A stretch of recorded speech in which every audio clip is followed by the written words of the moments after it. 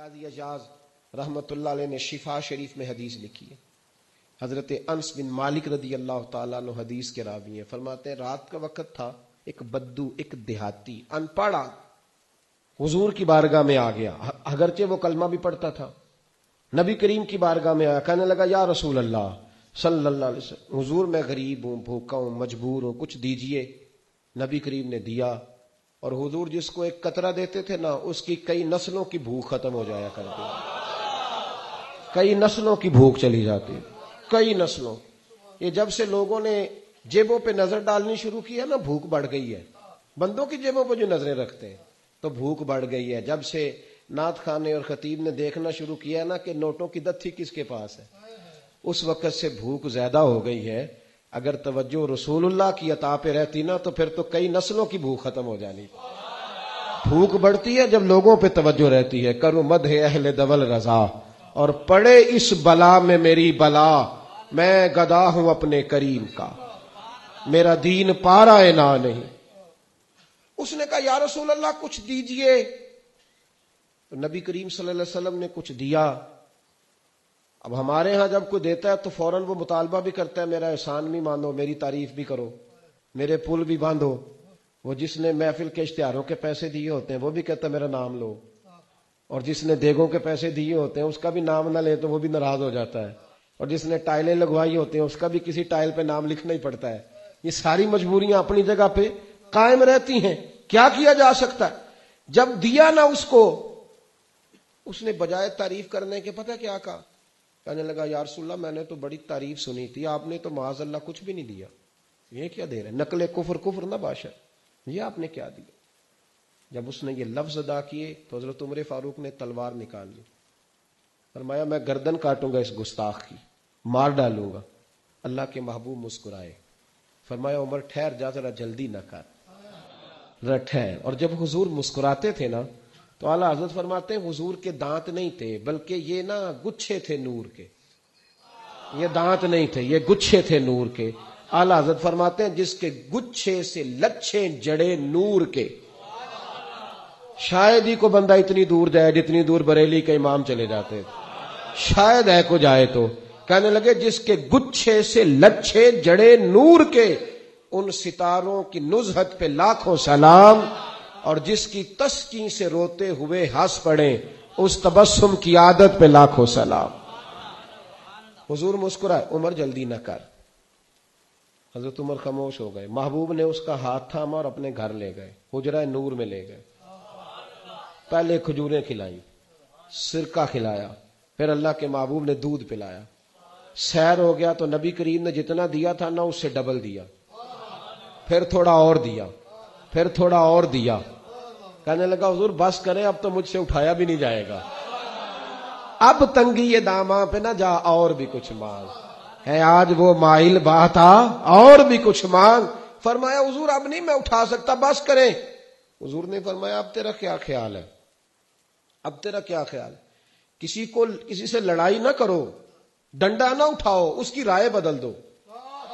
ہاں اس کی رائے بدل دو, اس کی رائے بدل جائے گی, اس کی رائے بدل دو. بدل جاتی ہے رائے جب آپ کے پاس دلائل کی طاقت ہوتی ہے, جب کردار کی پختگی ہوتی ہے تو لوگوں کی رائے بدل جاتی ہے. حضور نے رائے بدل دی, اور میرے محبوب کا کمال یہ ہے کہ حضور نظریات بدل دیا کرتے تھے, خیالات اور سوچیں بدل دیتے تھے, رائے بدل جاتی تھی. رائے بدل گئی. کہنے لگا یا رسول اللہ میں نے آپ جیسا سخی نہیں دیکھا دنیا میں کوئی. حضور میں نے نہیں, میرے کریم سے گر قطرہ کسی نے مانگا دریا بہا دیے ہیں. یہ دربے نہیں ہے جی, در بے بہا دیے ہیں. در علیحدہ ہے, بے بہا علیحدہ ہے. شعر کی سمجھ ہی تب آئے گی. در میرے کریم سے گر قطرہ کسی نے مانگا دریا بہا دیے ہیں, در بے بہا دیے ہیں. نبی کریم صلی اللہ تعالی علیہ وآلہ وسلم نے دیا. کہنے لگا حضور میں نے نہیں اتنا سخی بندہ دیکھا. یہ قاضی ایاز علیہ رحمہ کی شفا میں موجود ہے, یہ صاحب سیرت حلبیہ نے بالتفصیل لکھی ہے روایت. حضور فرمانے لگے راضی ہو گیا, بدو تھا ان پڑھ, راضی ہو گیا. کہنے لگا جی بڑا.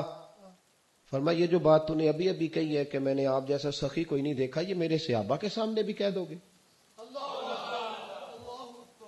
میرے صحابہ کے سامنے یہ کہہ دو گے؟ ذرا بڑا حاضر رہ کے میری بات سننا. کہہ دو گے؟ حضور کہہ دوں گا. تو حضور فرمانے لگے پتہ کیوں کہلوا رہا ہوں؟ جب تو نے کہا تھا نا حضور نہیں دیتے تو ان کے دل ٹوٹ گئے تھے. جب تو کہے گا نا کہ محبوب بڑا ہی دیتے ہیں تو وہ راضی ہو جائیں گے. جب تو کہے گا نا کہ حضور بڑا دیتے ہیں، سخی ہیں، تو وہ راضی ہو جائیں گے. اس کا مطلب ہے اس زمانے میں بھی جب کو کہتا تھا نا نہیں دیتے تو دل ٹوٹتے تھے، اور جب کہتا تھا نا بڑا دیتے ہیں تو دلوں میں روشنی پیدا ہو جایا کرتی. تو وہاں سے بات چلی آ رہی.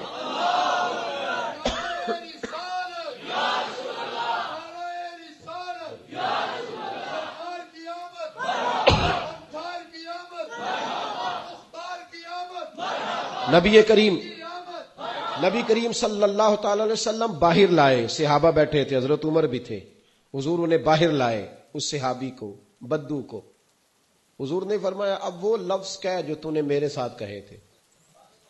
اس نے یہ نہیں کہا حضور بڑا دیتے ہیں، بلکہ قاضی صاحب رحمت اللہ لکھا ہے صحابہ کے مجمع پہ نظر ڈالی تو اس کا چہرہ کھلا ہوا ہے. کہنے لگا او میرے محبوب کے غلاموں، میں نے آندھی اتنی تیز چلتی نہیں دیکھی جتنی نبی پاک کی سخاوت تیز چلتی دیکھی ہے. اتنی تیز ہے. کون دیتا ہے دینے کو منہ چاہے، دینے والا ہے سچا ہمارا نہیں. کون دیتا ہے؟ نبی کریم اتنی سخاوت چلتی. اب صحابہ خوش ہو گئے تو میرے محبوب نے ایک جملہ کہا. محبوب کریم فرمانے لگے عمر، پہلے جو اس نے کہا تھا نا اس حالت میں تم اسے مار دیتے تو جہنم میں جاتا، لیکن جس عقیدے پر یہ اب ہے، اب دنیا سے جائے گا تو اللہ اسے جنت عطا کرے گا. اور نبی کریم علیہ السلام نے ایک مثال دی جو بڑی سمجھنے والی ہے، بڑی غور کرنے والی.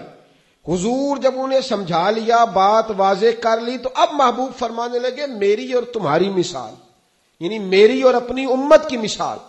فرمایا میری اور تمہاری مثال اس آدمی کی طرح ہے جس کی اونٹنی بھاگ گئی تھی.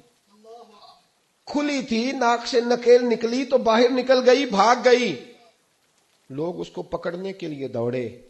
کوئی نیزہ مارتا تھا، کوئی ڈنڈا مارتا تھا، کوئی کسی طریقے قابو کرتا تھا، لیکن وہ زخمی ہو گئی پر کسی کے قابو نہیں آ رہی تھی، بلکہ اور بھدکتی تھی اور بھاگتی تھی. یہ میرے محبوب کا فرمان ہے. حضرت انس بن مالک کہتے ہیں یہ باتیں کہتے کہتے نا میں دیکھ رہا تھا حضور کی آنکھوں میں آنسو بھی بھرنے لگے.